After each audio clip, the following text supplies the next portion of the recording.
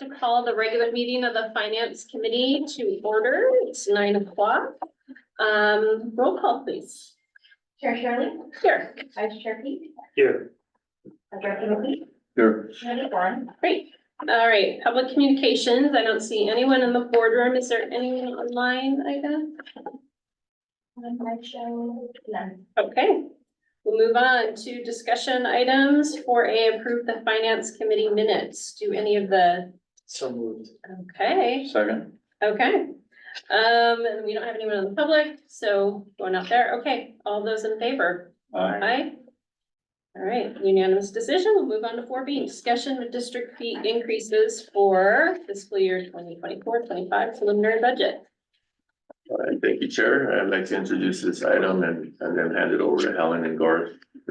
These are all the items that we're aware of as we're preparing our budget and getting into budget preparations within our departments. These were all anticipated from prior year. The amount of increase and some other wages and some other items that will be included in this document here. So at this point, this is the preliminary view of the approach on our budget as we begin putting our full budget intact. But these are items that we want to make the Finance Committee aware of, and as we prepare the budget, seek any responses or feedback that we can interpret and get into our budget at the same time. Thank you. Helen?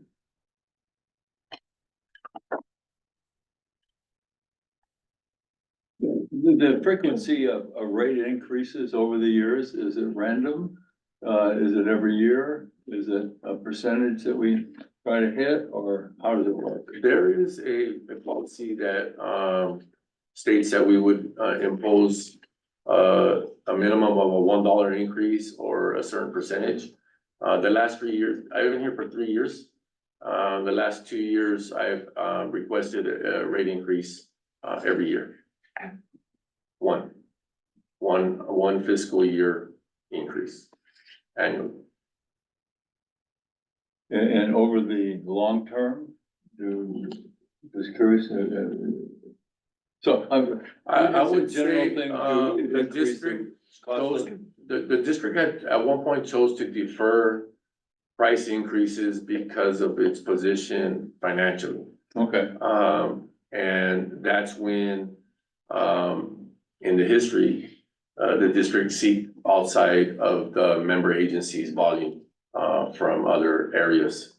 And that was, what started the turnaround financially to dilute, some of the costs and expenses by receiving additional volume into the district.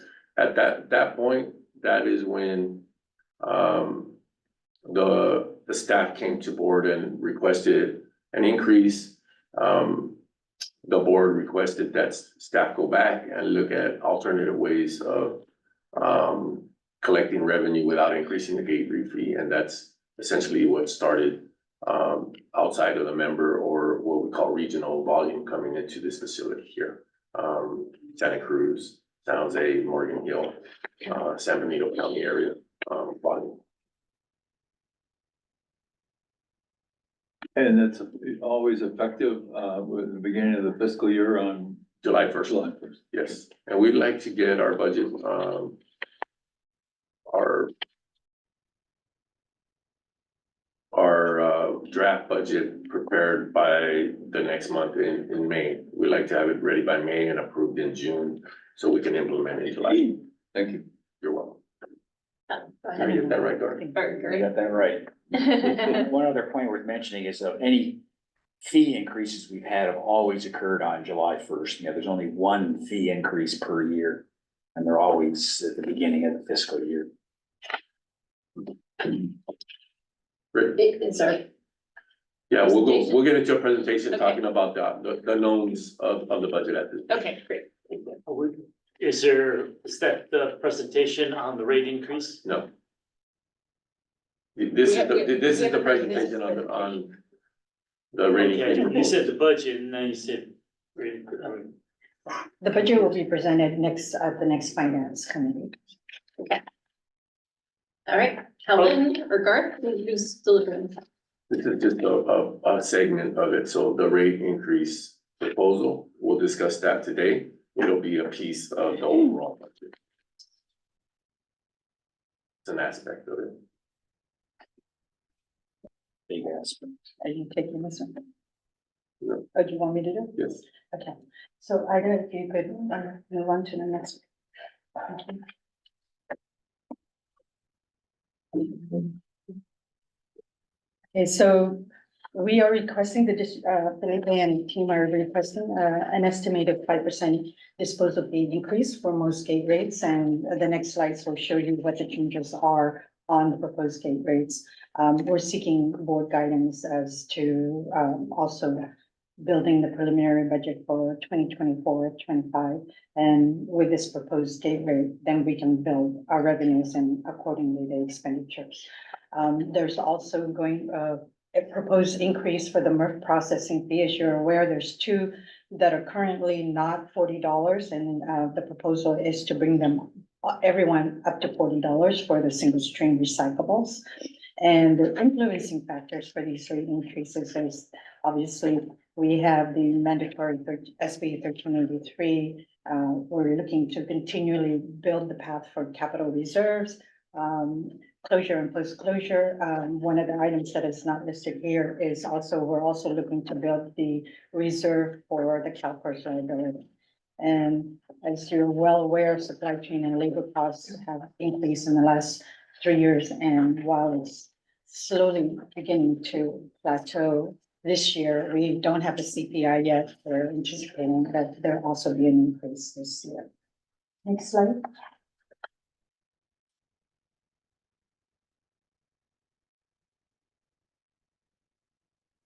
Next one. Thank you. So the impact to customers this year is approximately 5% for the self-haul customers. And we'll go into the details of the impact to jurisdictions in the next couple of slides. So some of the driving factors here are obviously our increased operating cost factors. Currently we have 3 units in negotiations this year. The heavy equipment operators, the support unit, and the managers unit, 2 of which are part of the union, and 1 is not. Then we also have a higher volume of organic material, as with 1383, truly ramping up, the volume is increasing. And then, as we're all aware, the volatile recycled materials market outside the revenues we're getting has just been fluctuating. And while we've seen some where we're actually costing us to get rid of the materials versus getting actual revenue for it. And then, of course, the 2024 ongoing inflation rates. And then we have the cost of constructions. Cost of instructions have increased over the years. And then, of course, the need to build the reserves for post-closure and closure costs, and the reserves for the CalPERS liability. Next. So this next couple of slides shows you the proposed increases. What you'll see here is the current and what we propose, and the increase or decrease in the rates that we're proposing. So the solid waste reflects slightly less than 5% increase from 74 to 77, a $3 increase. And then with organics, we have decided to split yard trimmings and clean wood. So as you can see, clean wood is new. It has the same rate, 47 and 10 currently, and we're proposing to keep the same per ton, 47, but increasing the minimum charge to 15. So there's a $5 increase on there. Just a quick note, these minimum charges haven't been changed in quite some time. I believe, at least since I've been here, they have not changed. And so, Gard, do you remember when the last change was? It was predates even Gard. So, So part of the process that we did is we looked at the other markets around us on where some of these minimum charges were at. And we looked at Johnson Canyon as one, and we looked at the San Benito facility that Waste Connection operates as well. We looked at some minimums that were local and around us, where we can still be very competitive with that rate and still collect the material and increase our minimum charge of. Some of them were way below the market, so we just wanted to get them up to market. Thank you. Alright, yard trainings is the same, increase of $5 to the minimum. Most of these are changes to the minimum only. So in aggregates, clean drywall, an increase of $3 on the minimum, 7 versus 10. We try to keep consistency on the minimum charge. So we had some that were $1, $2, so we brought them all up, based on some of the benchmarkings that we've done. So in the aggregates, we brought everything up to $10 minimum charge. And so next slide. I have a question. Yes, sir. The competition, people bring their stuff here. Are there other choices they have within 5, 10, 15 miles? No, And other choices within the county? yes, they have one other choice within the county, which would be, Johnson Canyon landfill. And then everything else, all the other choices would be outside of Do it. you anticipate that our price increases will have any effect on the amount of volume we? No, Yeah, the response we get from our customers is that the reason they come here is because we're quite the lowest. well, and some of them, like the concrete, you rarely ever see a minimum charge because the volume is always so high, the weight is so big. Yeah. When people bring concrete material, it weighs very extensive, so there may never be a minimum criteria there. It's just the oddball visits that sometimes arrive here, and we just wanted to get the minimums up to Thank you. market. Next. Thank you. And we continue on with the appliances with refrigerant from 20 to 50, so an increase of $30 there. And we added this new category, commercial appliances with refrigerant. So we're seeing many homes now coming in with commercial style refrigerants coming in. So we've added that. Then the tires, we used to be tires less than 35. We increased it to 42 because we didn't see much of a difference between the 35 and the 42-inch tires. So we aggregated that all together, and the minimum charge of that is $5 each, with an increase of $3 each. And problem waste, the minimum charge, we doubled it to 50 from 25. Same with fumigation plastic from 25 to 50, an increase of $25 minimum charge. And then the clean soil, we went from $5 to $10 for that. Part of that is the cost for us for processing all that and transferring. Helen, can you define what's problem waste? It would be, like the ag plastic that comes in, so that black film plastic that comes in. Okay. It's handled and treated differently. We have to segregate it from all the other material that comes in, create a pile, retaining the volume before it can be shipped out, but that would be an example of problem waste. I see. So so waste is something that doesn't go directly to our landfill, but we have to handle it Correct. differently. Okay. It can require immediate burial, for example, like animal remains or something like that, that would require immediate burial would be another example. You also, the coolers, if they had product that, went bad or was packaged incorrectly with the wrong label or anything like that, could ask for immediate burial as well. So those would be treated as problem waste. Trucks on fire. You know, we haven't created a fee for putting fires out. It's an item that we could entertain. Obviously, it takes more It's a fair, resources to handle. it sure does. It's a fair question. We do use resources to do it out, but we also do it with the intent of relinquishing some of that obligation from the residents and the citizens. If we don't participate and help, the residents will still wind up being on the hook for those fees and expenses. Hopefully insurances will jump in and pay, but the operation would be hindered, one less vehicle, that services 800 homes, and they're not always readily available to go out there. So I think it's in our best interest.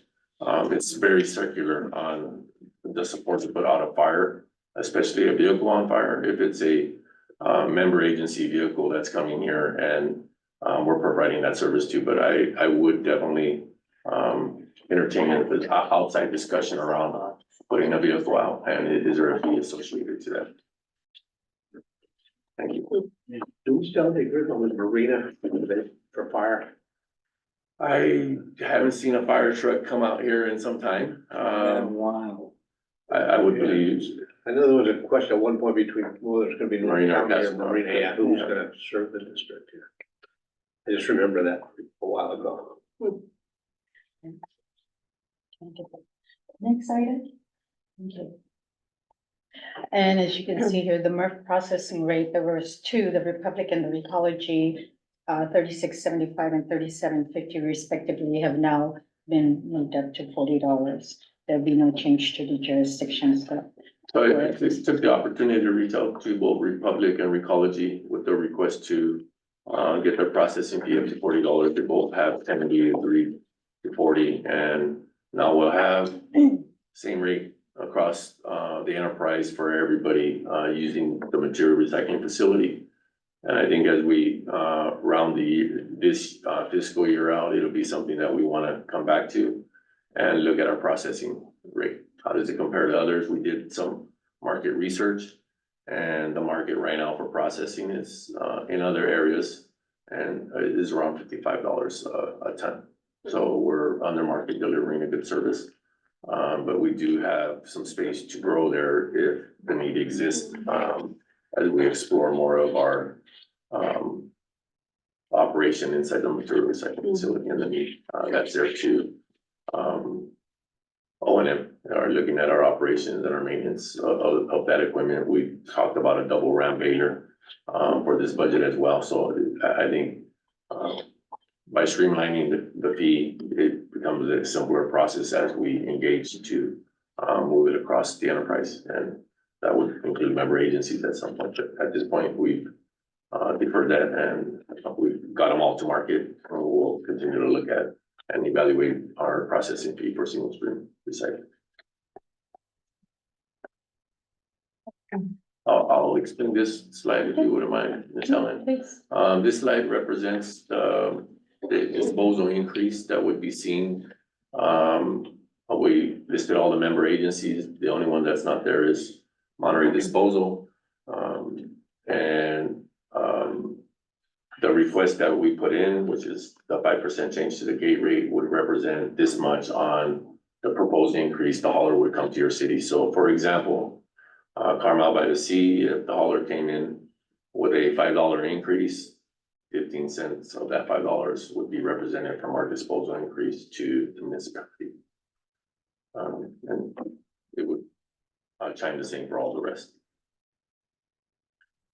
Could you explain the variation in the commercial rates among the jurisdictions? Other than the number of commercial customers that exist in every city, that is one component of it. So not every city has the same amount of commercial customers. That helps derive rate. More customers, the lower the rate. And then also, if there's any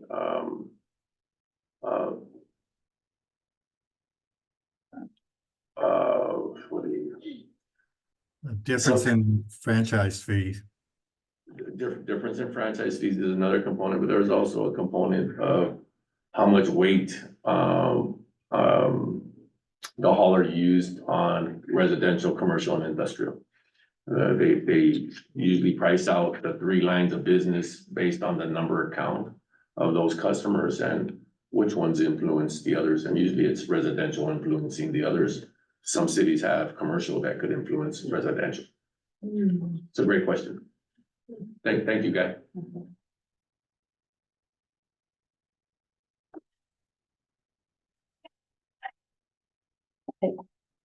So, as we said, with the single stream recyclable liberties at $40, there will be, all 8 member agency Monterey is excluded from the single stream will remain at $40.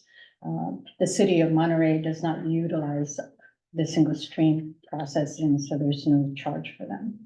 Yes.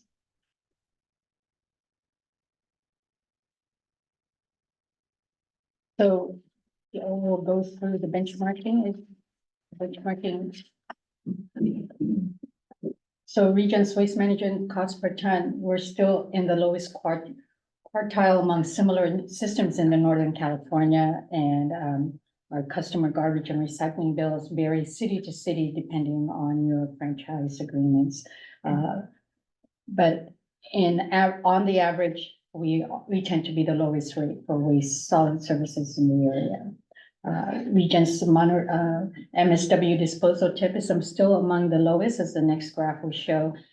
John Smith Road has the lowest fee of $57. That rate may change at the San Benito JPA recently suspended receiving out of county. New landfill capacity has not been permitted. So, next slide. So the next slide shows you a graphical representation of how the rates have increased based on the various providers. As you can see, we are currently the third highest right now. So we are basically in the average of all the five, Salina Solid Waste, all the way to John Smith Road, as far as tip fees are concerned, at $74 in 2023. Next slide.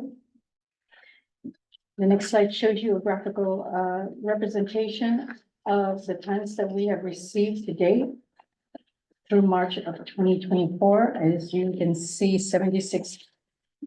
roughly 77% are regional waste, and we have about roughly 4% cash. Franchise haulers represent about 17-18% of what we have, and the rest commercial is a very low percentage of about 3%. Could you explain what the word regional means? Regional means our contracts, for example, for green waste in San Jose and all those that are not our franchise haulers. They're non-member agency waste. But we have agreements with them. All contractual relationships? That's correct. And Helen, on the commercial and cash, are those basically anyone who's coming over the scale? Yes. That's Yes. not, Yes. A franchise or region? right? Yeah. And so, how would you characterize those two groups? What people are coming across the scales? To the South Hall, you have a lot of landscape companies that are coming through, demolition and construction companies that are small business throughout the community that come in and do repairs at homes or do a remodel, and they bring material here throughout the peninsula area. Haulers as well. And I think Saturday is when you see your residential folks come out. It's the day of cleanup. It's the day we get the most South Hall customers come across the scale. We don't get rarely any member franchise companies coming across on Saturday. So that Saturday volume, I would really look at your home cleanings, your spring cleaning, the need of, cleaning up the garage. That we see a lot of that on Saturday. On Monday through Friday, I would say it's a lot of small business. Okay. Next slide. And then this slide represents the tons for the MRF. 24% coming in from the regional, 23% from the franchise, and then the self-haul is roughly 53%. So That's a lot. So who's that? Who's bringing in? So, I think Jake probably could talk to a little bit of what comes in the South Hall number. We see a lot of the construction and demolition, so you see a lot of wood material, a lot of concrete and asphalt, so that's where you get a lot of weight and volume coming in. And it's being handled through the MRF personnel. Yeah. Yeah, but women have got John, overall, small, private hauler. Okay. And you gotta remember that part of that regional volume is, it's significantly smaller because there is no recycle coming from that big regional customer that brings us in, the MSW volume. With all the different price increases that you're proposing, a lot of them sound like we're cleaning up some inconsistencies. And other ones, there's a general increase. Do you anticipate any concerns, pushback from users? I do not, I think we vetted off, one of the intents was to clean up our rate sheet, which is really intended for our South Hall customers. So this is what our South Hall customers are really resorting to as their pricing structure. The second piece of it is your general increase, which is the gate rate increase of 5%.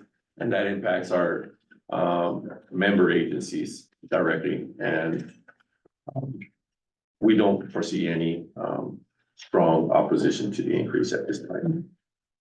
And we have historically only priced on July 1st, and we would anticipate going forward just to price at July 1st. Correct. Thank you. How did you arrive at the 5%? We did some pretty simple math. We looked at the cost of the labor negotiations and anticipated amounts that we can spend there.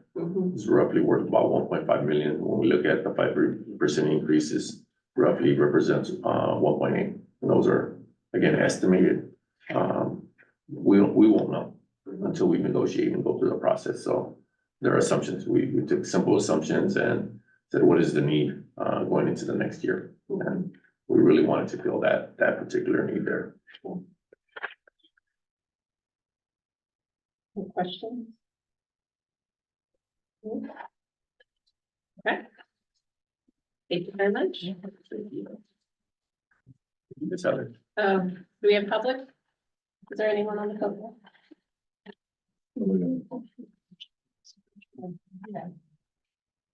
Discussion on, are we, this is just to receive the report. Yeah, are you looking for additional feedback or? We would love to just hear a little bit about what, these are traditionally the first steps that we take to analyzing our getting into our full budget season, and that's now starting to go department by department. And just wanted to hear back from you guys, or is there anything that we might have missed? Or I think Director McKee brought up a good question. Are we gonna see, a big handful of people coming in? No, but I think it's really important for us to understand the impact of our gate rate increase is not 5% doesn't represent a 5% when the hauler goes and requests it from the Pebble Beach Community Services District or any of the member agencies.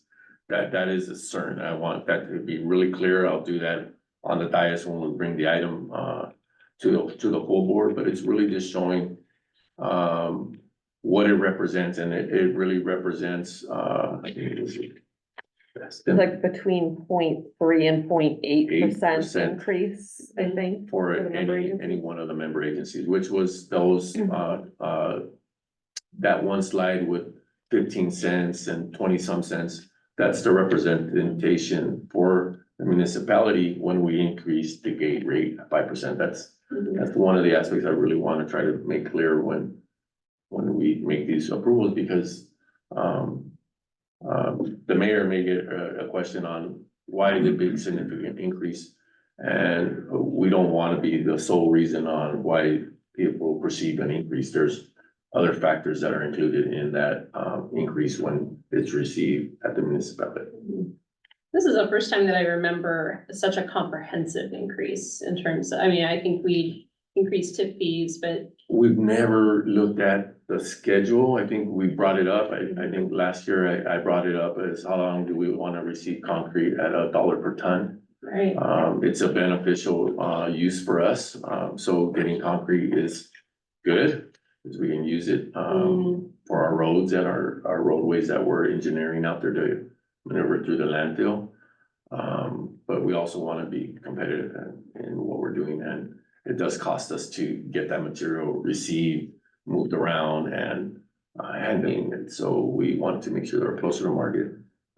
As you heard from staff, it's been quite some time before we looked at the minimum charges, or we didn't even look at increasing the rate altogether. We kind of talked about it, but I think we felt more comfortable with taking the approach on the minimum first and getting us closer to market on some of the ones that stood out. I would think the consistency in pricing is very important Yes, and will, a lot easier to sell if everybody's the same number as opposed to yes, different numbers. thank you, I appreciate it. I have to thank you and, as our chair pointed out, for, a detailed review of all the costs. So that's much appreciated. And I know this organization is very focused on the finances. So, my impression is that, I'm bullish on our rate increases, and you've heard me speak before, and not only for the increased operating costs and labor being the major component of it, but also for those items that were already mentioned is building reserves, post landfill closure, and unfunded pension liability for staff. So, this is, it's unfortunate, yes, costs are going up everywhere for everybody, for everything. And this is the reason that ReGen needs to, I think, be on more solid ground for the future, and this helps do it. I like the market comparison. It makes me nervous when people say competition, like, makes me, well, we're a private company and we're in competition with other organizations. So I think the word competition can be used in different ways, and some of it I don't think is good, and some of it may be good. I'll make my last pitch. I think it would be beneficial to think about identifying the cost for handling a ton of material through MRF and a ton of material to the landfill. And anyhow, I'll get off that broken record, but I think that's a good thing. Go ahead, Joy. I think that you bring up a great point with that last item, the cost per ton of handling that material. One of the things when we looked at the minimum charges, some of the minimum charges were as low as $5, and we were thinking, well, for somebody to come over to the scale house, have a transaction with the person at the scale house, then be received through the MRF, interact with a spotter, interact with someone to dump the materials. $5 is quite the deal. You can't get a latte for $5 these days. It doesn't cover it. Period. Exactly. So that was part of the rationale for looking at those minimum charges specifically, is to make sure that we're recouping our costs for some of those smaller loads that come to our site. I think you're well aware, agencies bring in an accounting firm and they do what's called a fee study.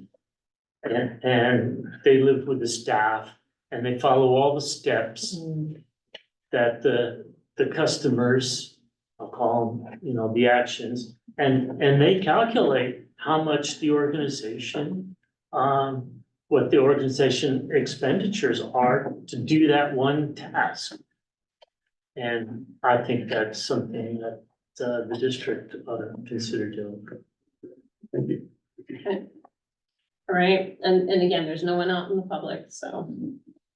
All right, we're good. We'll move on to 4C, discuss the draft white paper. Sure, I'd like to introduce this item. We do have Guy Pitchford on the line as well. He will be doing the presentation on the draft paper. We already received the feedback that we anticipated to receive. Maybe not as much as expected, but we did receive quite a bit from one director, and we want to try to vet that out. So we'll see this come in draft form again at the next board meeting before we get to a final. We do want to seek feedback from the rest of the board members on what we want to absolutely see roll into the white paper or be excluded based on the long list of comments that we received. At this point, I'll go ahead and hand it over to Guy Frenchburg. Good morning, all. Yeah, it's Morning. just as a quick update and hopefully a short discussion that we can have on the draft white paper. We do want to thank everyone for making comments either from the dais or via email, and we did receive a few. And the takeaway is that there's an ask for some additional information, and I'll get into that. You can go to the next slide, please.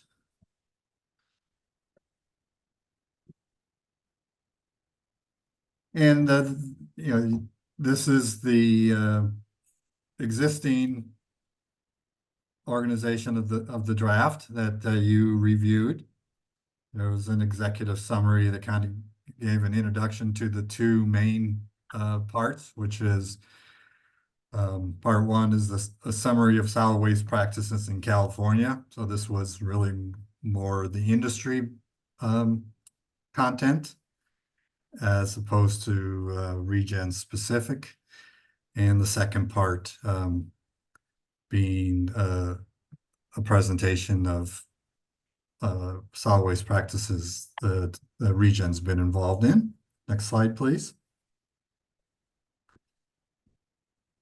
And those two main parts had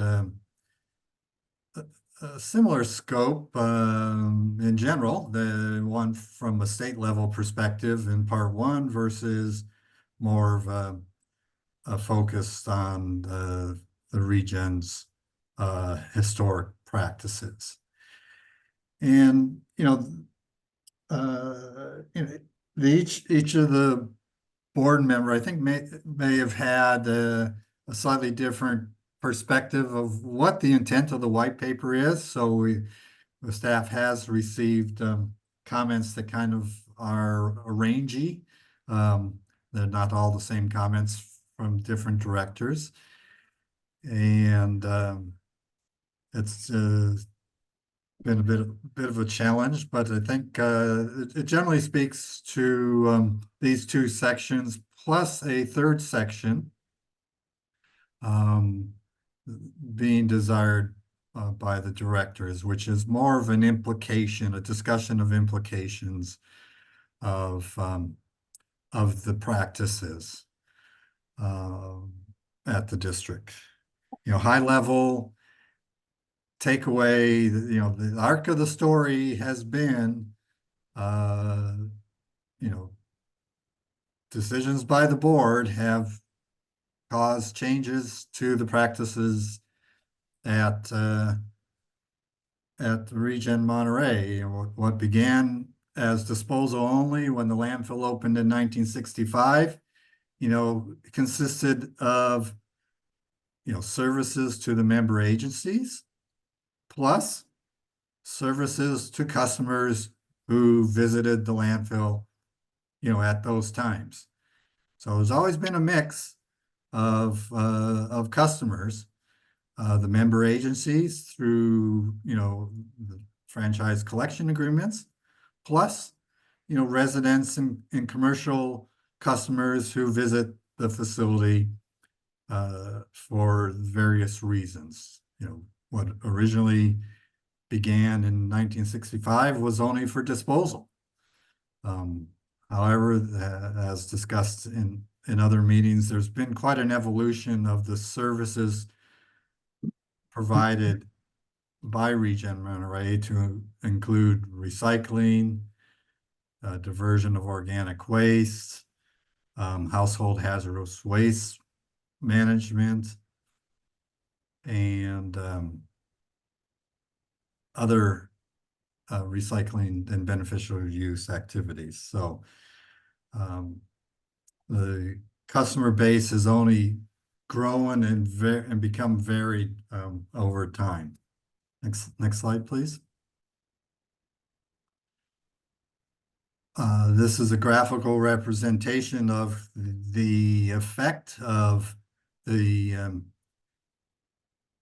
increase in diversity of customers as well as the diversification in revenues. So prior to 2010, there was some rather static certainty around customer base and revenue base. In the 2006 to 2009 period is when the board was actively making changes and intentfully identified in increasing the customer base to result in more parties contributing to the costs of operations that ReGen has. In addition, the board was also influencing the increase in diversification of revenues. And that's where the staff was tasked with planning that diversification. And there was a series of plans, evolutions that developed in the kind of 2009 to 2013 period. And this graphic shows the result of the increase in customer base and the diversification of revenue beginning there in 2010 and growing over the remaining period, mostly in the 2010 to 2020 period. Next slide, please. This is just a graphic on the year ending 2022, June of 2022, that ending that fiscal year, showing the different sources of revenue. Go back to that graphic. I appreciate it. One more. Thanks. Thank you. Oh. One more. Sorry about that. There we are. Yeah, so this is showing disposal revenues down to about 65%. And this again, then this is June 22. If you go back to June of 1966, that would be 100%. So between 1966 and June of 22, there's been a diversification of revenue, just away from disposal fee only to this state of about 65% of revenues are from disposal fees. And of that 65%, roughly 60% of those revenues come from non-member agencies, those regional customers that were referenced earlier. So that's a good representation of how much diversification just of the disposal revenue to different customers has occurred. What was mainly in-district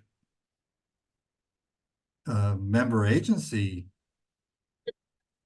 disposal revenues there in the early 2000s has now shrunk to less than half of the disposal revenues. So it's an example that the other parties are helping finance the district operations that also serve the member agencies. Next slide, please. Hey, Guy, before you move on to the next slide, can I jump in? I think there's an opportunity here. One of the items that we left the workshop on was exactly that. What are we going to do to continue to diversify those revenues coming in. And we have a couple of big items that are still further in the future, and I think they warrant the discussion here. No decision is gonna be made today, but I do wanna leave that, think about it, factor in your brain, about diversifying our revenue stream. So we know in 2036, roughly 60% of our volume is coming from San Jose, green waste recovery, facility. And so the question that I'm asking is, how much more diversity do we need in it? That means, how many more customers do we need to bring on at a more desirable rate, which is closer to the market, right? Closer to our gate rate than the offering that was given to green waste recovery in San Jose. At the time, there was a need. The dam was, or as that guy has described to me, the dike had a lot of holes in it. There was an opportunity to fill those holes, create more revenue, bring on more customers. So now we're in a position of, I think there's still a need. This is my thought, is that there's a need still to on-ramp more volume, but at a desired rate. So when we off-ramp, we're gonna off-ramp the rate that we did as a necessity to keep the organization running, and a forward view of what's going on. So it's not a decision that we'll make anytime soon, but there will be other opportunities with other volume that should come in. And we have to think about it, because if we do nothing throughout these years, getting to 2036, they'll still be in a buyer's market. They'll dictate the position of what happens here at ReGen. And we may have a other desired outcome. So thinking about what we on-ramp at what rate and what we off-ramp as an obligation later on, because it's not a desirable or favorable rate for us here. It was done as a necessity to keep the organization functional, running, and not have various increases. It's done its purpose, but it's now time for us to think about what will it be in the future. So I still see a need for more diversity. If we have a desire to off-ramp what we don't like looking at right now, that we're contract obligated to. But it does give us a window of opportunity to figure out what we need to off-ramp, so we can off-ramp what we don't like.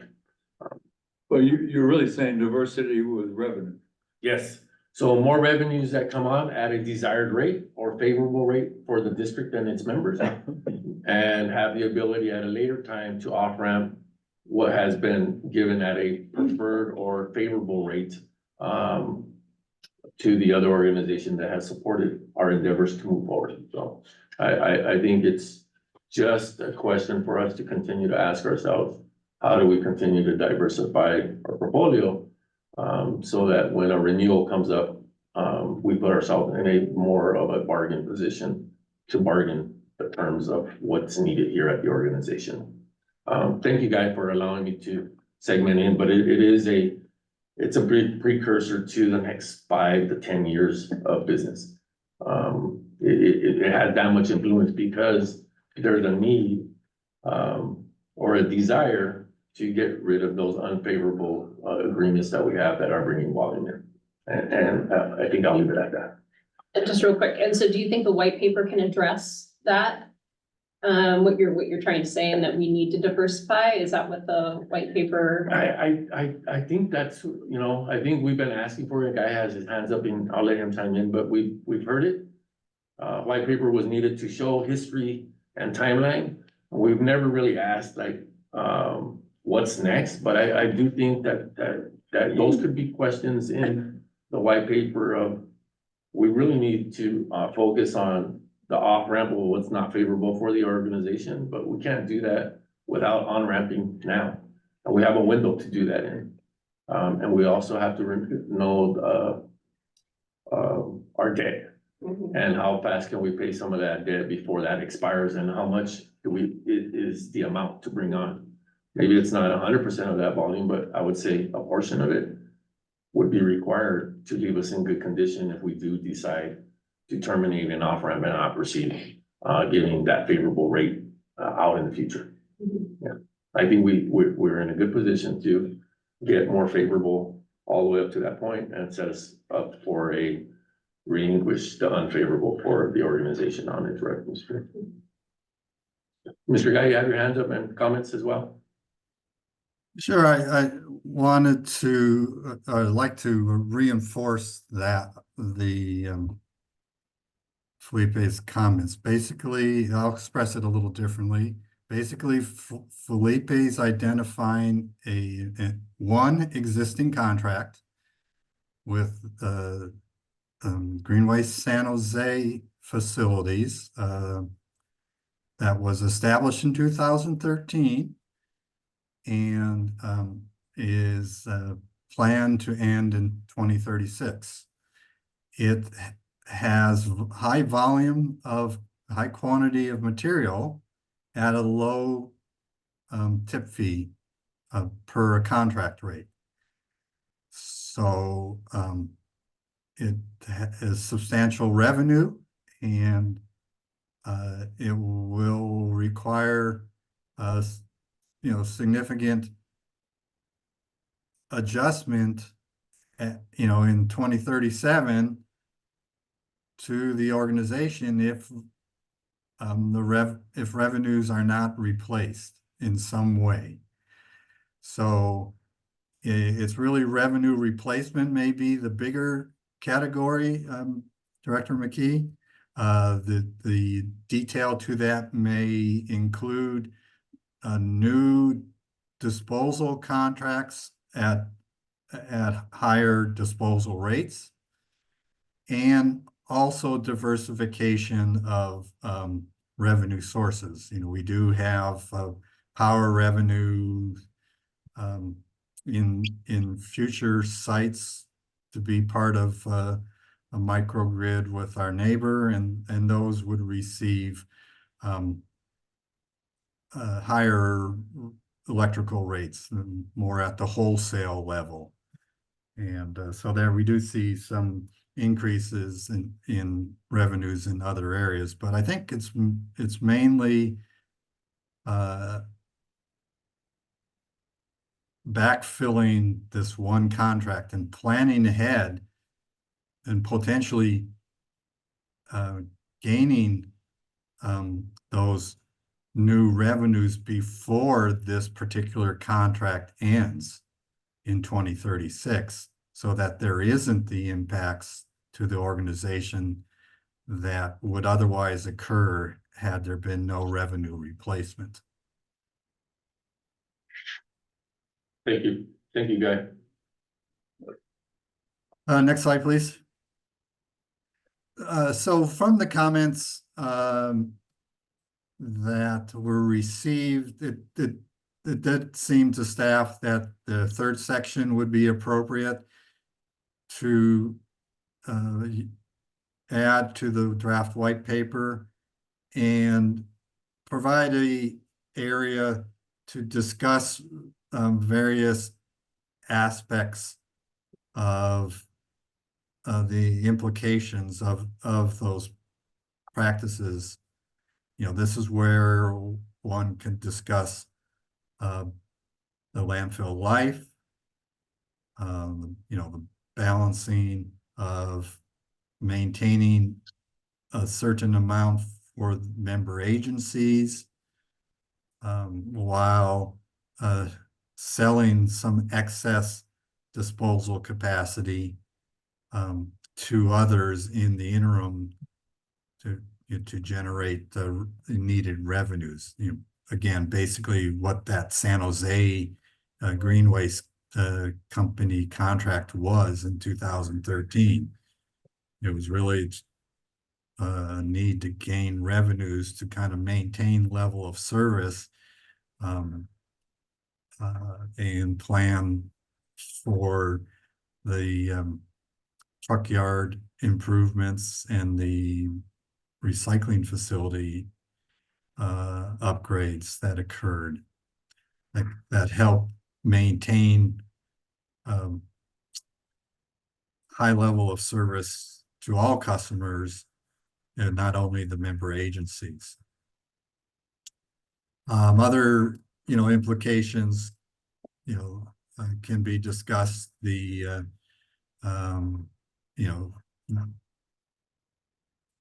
how the tip fee in those regional contracts have been lower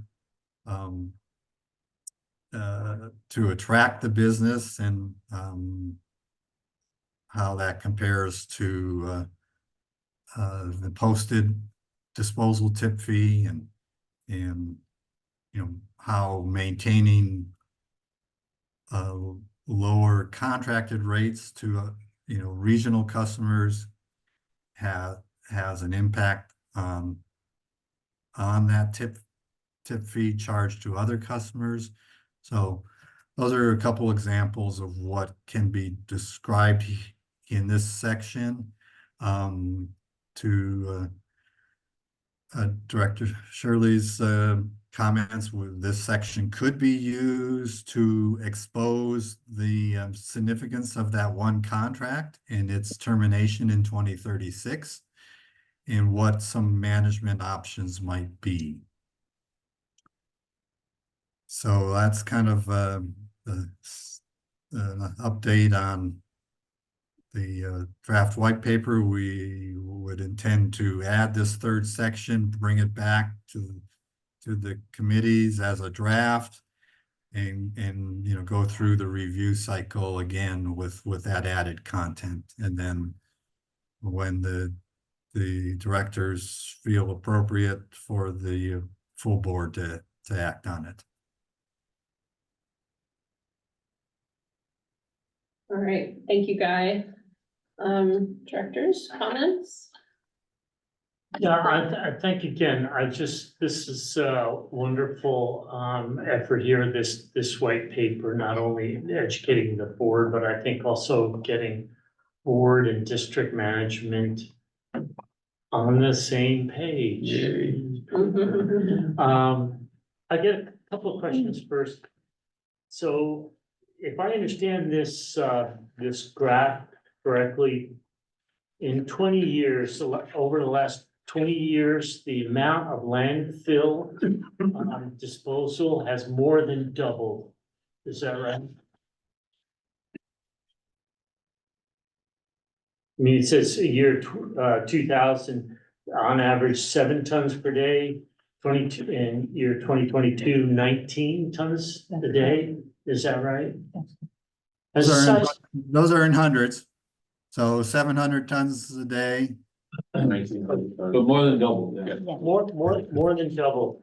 And it would be interesting to know what's the size of the workforce. This is the major component for revenue. Would be nice to know. As a workforce more than double. I don't think it has. I suspect. Yeah, we'll express it in the white paper for sure. We're currently about 135 is the head count. 136. Okay, and back in 2007, I think it was 143 or 145. So you're saying we've actually seen the head count fall and then rise again, and coming close to what historic levels were. Hey, Guy, you're saying that the more tonnage we do, the fewer employees we have. So if we would, every time we double, the employees go down, huh? I'm not saying that, that did occur. Yeah, it happened, right? Coincidentally in the history. Yeah, but that wasn't that planned? I mean, those are planned budget reductions, so it was planned for the employees to go down as we increase the volume. Sure, there was a managed transition with this goal in mind, yes. So that is true then? Yes, and I would say we become more efficient as we do so. Okay. I had my second question is on the last column. It's kind of hard to read. It's in yellow. But it's expenses incurred and where did those numbers come from? So the question you asked, Guy, is the expenses incurred line. Yeah, this I is, mean, overall, expenses of the organization relative to the disposal tons. The So, numbers came off the audited Okay. financial statements. All right, the total expenses of the district That's divided right. by the total amount of tonnage. That's right. Okay, got it. It's very coarse. Anyhow, so the premise, and I think it's great that you're bringing this up for discussion is, what's to happen after a large contract comes to an end. And the diversification sounds great. Of course, the premise might be discussed is to keep a stable organization or allow a range up and down. The suggestion that the district could acquire additional regional customers prior to a major customer leaving means the district should grow in that regard. I think, and then that to me poses the question of just, well, the district, how much reliance should the district, this operation have on regional customers versus the member agencies? And why would I be concerned about that? It's because at the end of the day, long time from now, the member agencies will always own this district.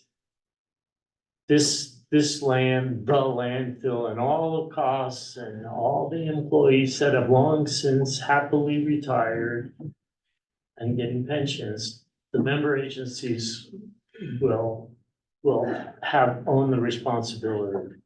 So I think that should be part of the discussion. Yeah. Yeah. Yeah. I mean, my feeling is that this white paper was dedicated to that very question of whether we need to take on more regional contracts, or do we scale down? Do we, and what kind of implications does that have in the future? So I'm really happy you're adding this last section, because I think what this paper needs to do is, again, lay the foundation for all of us, so we all have a basic understanding, because we're gonna have a lot of, after seeing the workshop last month, we've got some big decisions coming our way. And so we all need to be working from the same premise and understanding that. And I didn't give this feedback, and I'm sorry I didn't earlier. But the part one, the summary of solid waste practices in California, I remember reading that and thinking, I was trying to dig into what that meant for ReGen, but yeah, because I look at this paper as something that is a description of our practices. And that first part is really, honestly, very basic, right? That people need to get rid of their waste. It needs to go someplace. And so I don't know if you want to scale down that part one, because there's some graphs that involve ReGen, and I remember sitting there trying to understand, okay, where's our waste going? But I needed to sit back and realize that, no, this is just California in Yep, general, yep. right? Yes, So Sure. I'd like to see a bigger emphasis, I think, in part two, and really delving into the numbers for ReGen specifically. I think that would help me get more information from this and understand the bigger picture. So, and yeah, I mean, there's gonna be questions at the end of this white paper, as there should be, in terms of, revenue replacement versus revenue and revenue diversification. So, again, thank you for the continued work on this. I know this has been something that's been kind of tedious, but I appreciate the effort. but it's gonna do what it was intended for, and it's really get everybody understanding the foundation of where we're at and what's still required in the future. We still have more decision to make that. If staff were to give guidance, we would want to balloon up our revenues right now so we can balloon them back down and still have a solid infrastructure. I think one of the things that depending on how, basic you want to get to, we may lose some of the operations that we have here. And those are still questions that we face at the end of the landfill life, because some of those operations will go away because of landfill space being required or needing, to be built. So, it does set the foundation, and it has created greater awareness across the board that's helping us make these decisions. So thank you for the feedback. Yeah, but for Director Shirley, that part one is, you know, a general description of the state level, but the intent there is to illustrate that waste is moving around in the state and even being sent out of state. And, you know, that's the general behavior, you know. And so the activity at any particular facility is generally representative of that. And that's what's occurring at ReGen.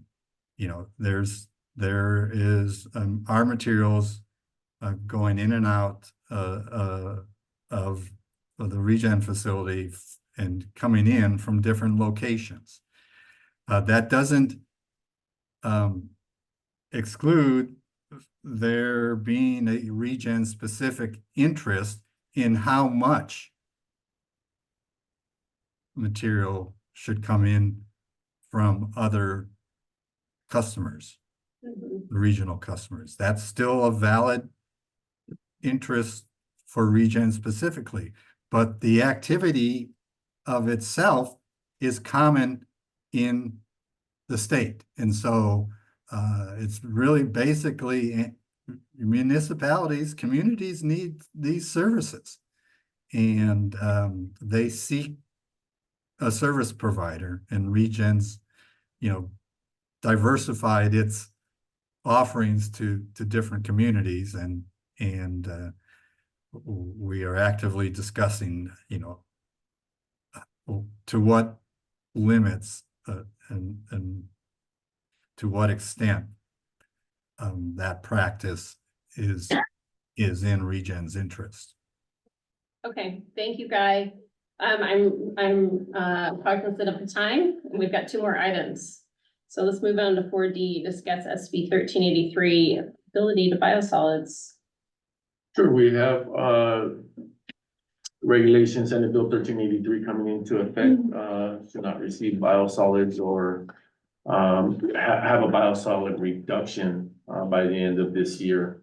And thus we want to discuss the biosolids and the disposal rate of that biosolid, and customer that desires to still deliver material here, and what position we want to be in at the end of this year. So at this point, we'll hand it over to Guy Penchibor. Thanks, Felipe. Would it be possible to bring up the slide deck on that side, or should I bring it up on my side? Trying to bring it up now, Brad. Thank you. That's So it. the SB 1383 was actually passed into law in 2016. So what, we're going on eight years ago now. And it does address organic materials, and with the goals of diverting organic materials away from disposal in landfills and to other processes like composting, like anaerobic digestion, where the diversion of those organics may result in beneficial uses. The SB 1383 is not, and managing organics is not new to ReGen Monterey.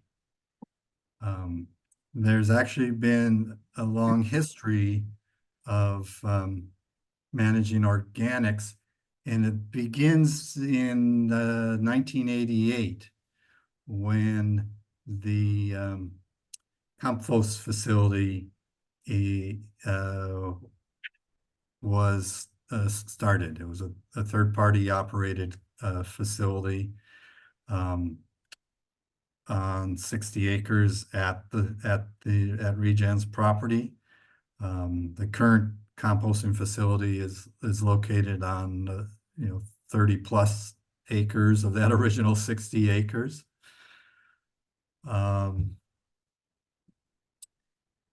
And that came about because in 1939 there was AB 9 Assembly Bill 939, which was seeking a 50% recycling and diversion rate.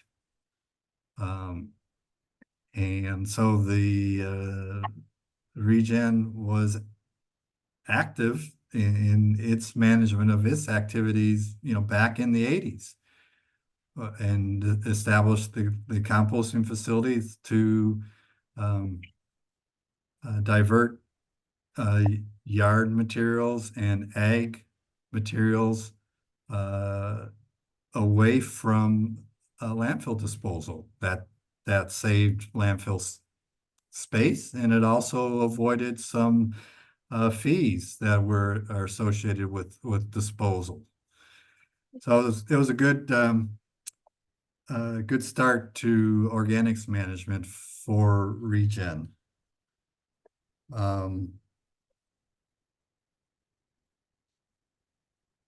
See if I can share my screen.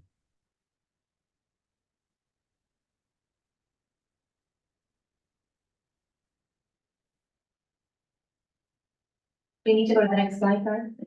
We're seeing the slide deck in the room here, guys.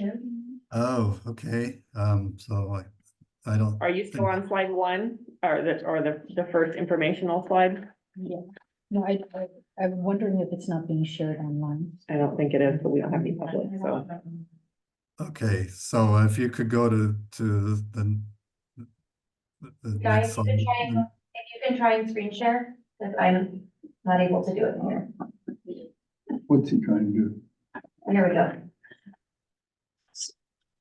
Slide 1 step. Don't we all have this? We can see the boardroom screen. You can? Okay, thank you. Yes. You can see the slide show, the slide deck? Yes. Hey, you go to slide 2, please.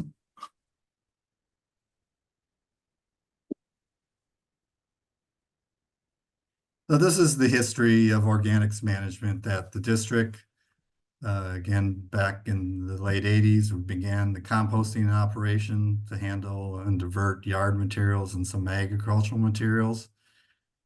In addition, between 2010 and 2015, ReGen staff did operate a co-composting facility, which took yard materials and wastewater treatment plant biosolids and composted those on top of the landfill and created an alternative daily cover material. That ended in 2015 when the general order for composting facilities came out, and it was clear that that operation would not be able to be in compliance without significant capital improvements. And so the district decided to end that operation. In 2012, the ReGen already began to see SB 1383 discussions happening and started planning for potential processing of municipal solid waste inside a recycling facility. And so planning and design began for the upgraded MRF, MRF 2.0 as we refer to it, for potentially sorting waste to get organic material out of the waste stream. Presently, with the upgraded recycling facility, we're only processing the single stream recyclable materials. which, you know, are more the high value recyclables, and removing those and selling those as commodities. 2013, the ReGen also implemented a voluntary source separated organics collection program from commercial customers who wanted to participate in. So this is where food scraps from commercial sources are being received in a separate collection stream. And those have been delivered to the compost facilities since 2013 and continues today. Again, 2016 is when the 1383 law was passed, and implementation of that, you know, in the ReGen has really been happening since 2020, and slowly making the transition to full implementation, which is planned for January 1st of next year. Next slide, please.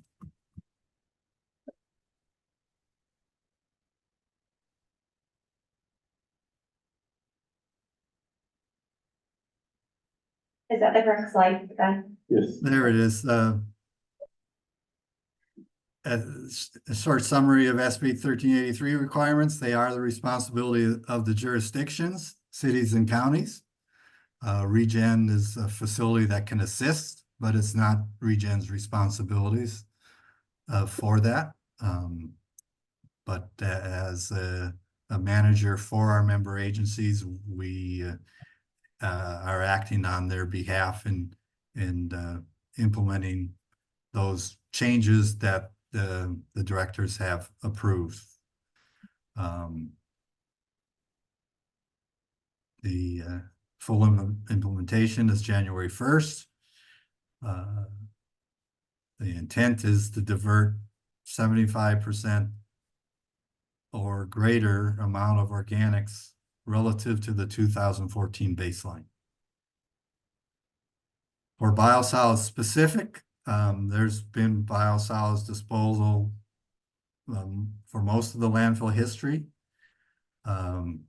Certainly since the early 90s, when our neighbor began operation of the regional wastewater treatment plant. Those biosolids are typically not commingled with other wastes, so they're singular materials that don't require separation. Biosolids have had a preferred pricing history here at ReGen, where the disposal rate has been less than the municipal solid waste disposal rate. Current year, it's $42 a ton for biosolids compared to the MSW disposal rate of $74 per ton. And there's estimated revenue on the order of $420,000 for biosolids. The questions for us, you know, mainly for the jurisdiction, is how much compliance with SB 1383 does the jurisdictions wish to accomplish? Is it only the 75%?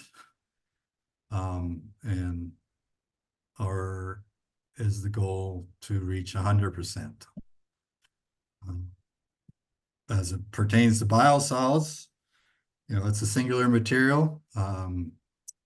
If 100% diversion was the goal of the jurisdictions, then the ReGen would not be taking that material starting January 1st.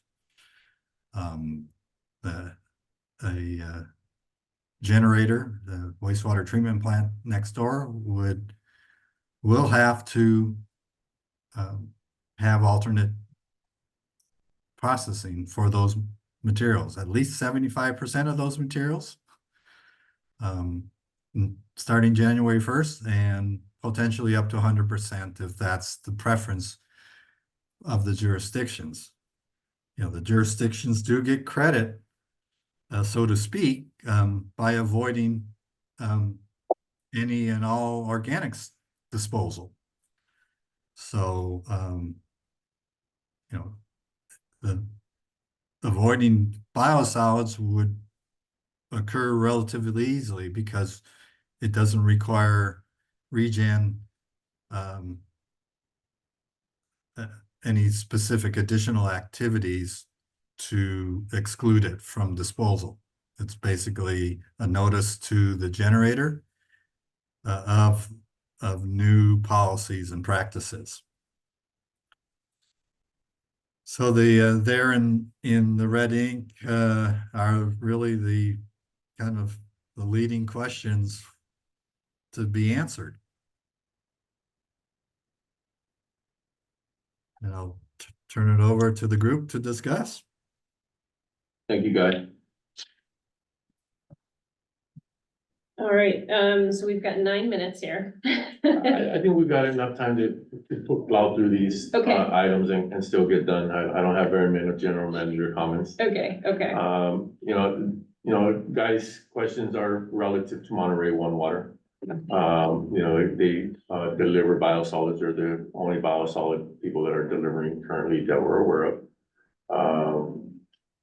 They have requested to, I seen a formal letter come in last night for us to receive biosolids from 25 to 29 and that reduction of 75%.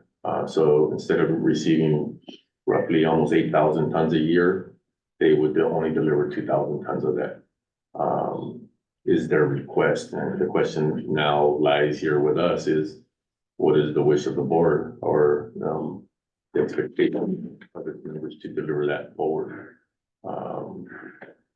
Do we want to continue to collect biosolids after 24 and be 100% compliant? Or do we want to just stick to what the mandate is describing and achieve that 75% reduction and continue to receive the remainder of the biosolids? I think is the question I had here. Yes, sir. Does it cost very much to go between 75% and 100% Does it cost very much? to us? No, it doesn't cost us anything for one or the other. If anything, we will continue a short revenue stream for another duration of years. Is there any reason that we wouldn't want 100%? Yeah, the regulation doesn't allow it. It's requiring 75% of the volume relative to 2014 volume be diverted. So M1's diverting 25%, there's No, they're gonna divert 75%. 75%. That means that material will no longer come here. It'll go off-site, it'll be treated, and the process will be taken with that biosolid.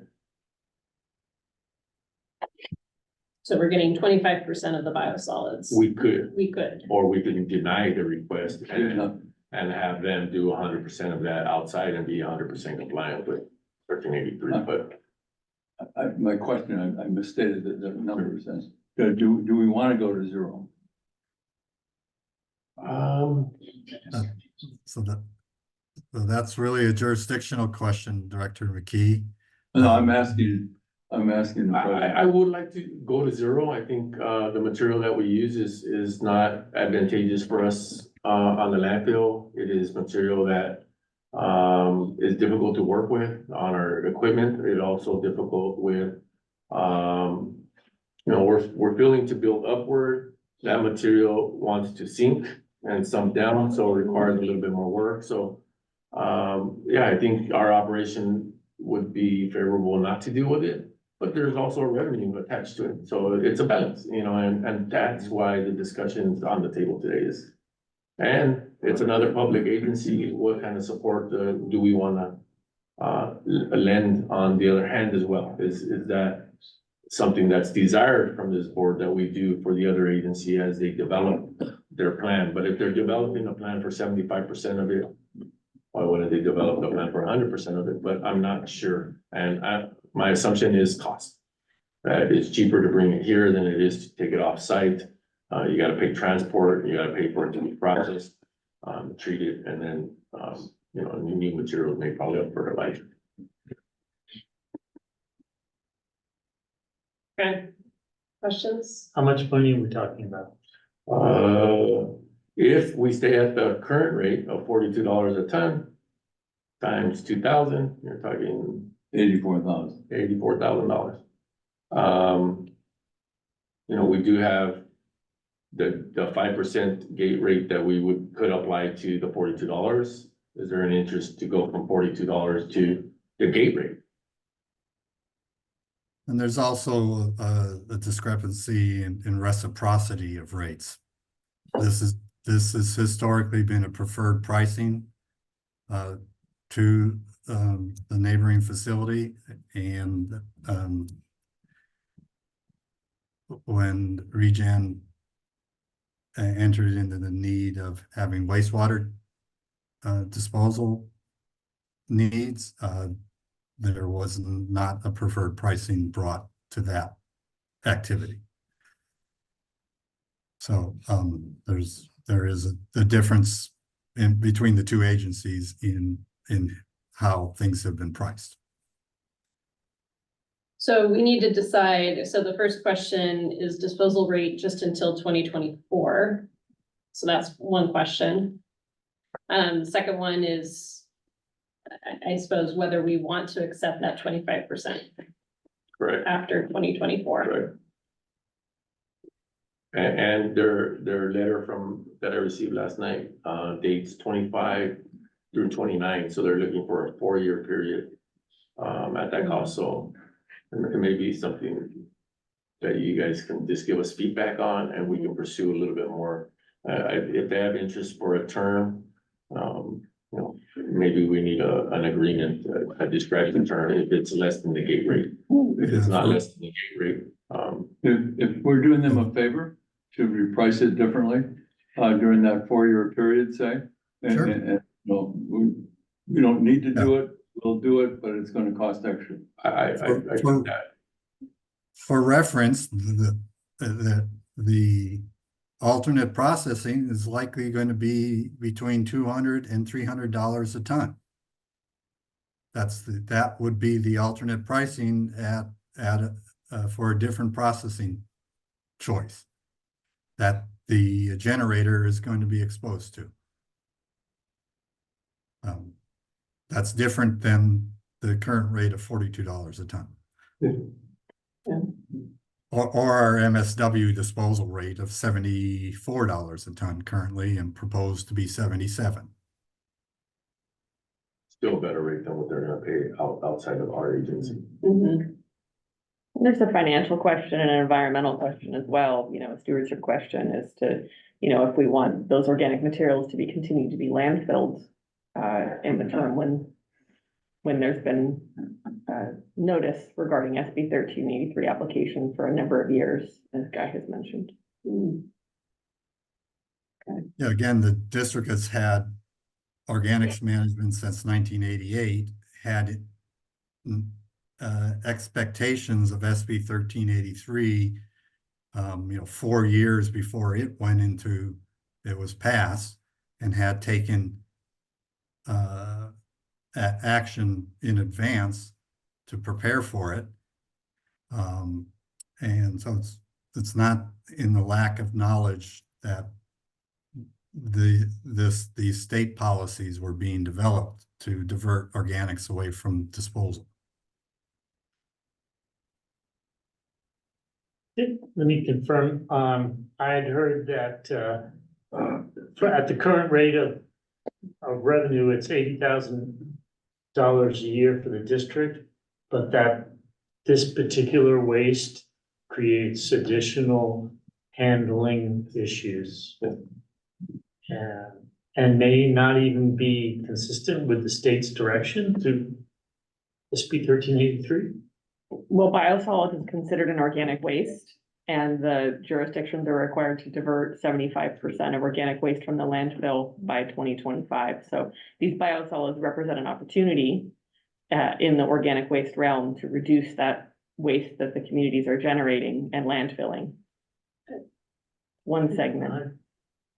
So, by us getting 25% in 2025, it makes them compliant, makes the jurisdictions Yes, compliant, yes. right? Yes, So, but from an environmental point of view, it would be ideal if they went 100%, right? And so maybe there's some incentive to them by doing rate increases in those 5 years, or, you know, I don't know, I mean. I think the incentive is if they just go to the gate rate, it's still an incentive because it's less than what they would go somewhere else. Right, We still deal with the problem, but now we kind of tackle the issue that it's an issue waste. It is hard to handle. It's difficult for our machines. But, you know, again, there's a variation of position that can be taken. Receive it, don't receive it, how long do we want to receive it? And then the request that just came in, that's an additional, it's not just 25, it's 25, 26, 27, 28. yeah, So what I'm hearing is, this would create more of a problem for the district. And it's not environmentally the best solution. Correct. And currently, they're getting a cut rate. I don't know why we're even considering it from that perspective.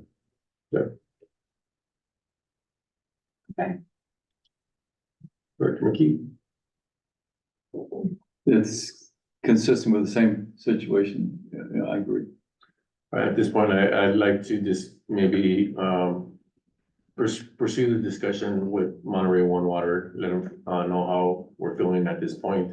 We're very close to a decision, see if they're under anything back at this time, we can bring that item back, but it is very close, and I'd like to respond to them and just take a one-time position and not have to come back to it, so I'll do so. I think I hear you guys pretty clear. okay, Thank you. thank you. To truck 100% of this stuff off, it's gonna raise the M1 water rates. It sure will. Pretty high. It sure will. Which is also an issue, I mean, those are our people Right. as well, like we, Yeah, you know, we represent, it's all the same, so. Yeah, yeah. it's In gonna some raise- ways, we're those shooting rates- ourselves in the Those foot, rates are gonna go up. yeah, It's a balance. It's a balance. I'm not so sure about Yeah. that statement. okay, That's right. okay, Let me have the I think- discussion and I'll I come think back. you're getting with- paid, you're getting Okay. paid today by the, okay, all right, 40, we can table, we can bring it back, we got time on that Okay. item there. And okay, then my final general manager comments is, we'll be, concluding the feasibility study and results. The ad hoc committee will get, the first presentation this Friday, and then we'll be back to our board presenting the same, presentation at our board, to close the end of the feasibility results. That's it. thank you. All right, we'll adjourn this Oh, meeting. you have a closed session here, it says? We do not have a closed session, so we don't need to return to open session, and we can just adjourn. All right. Thank you. Thank you guys for all the valuable feedback today. Great discussions.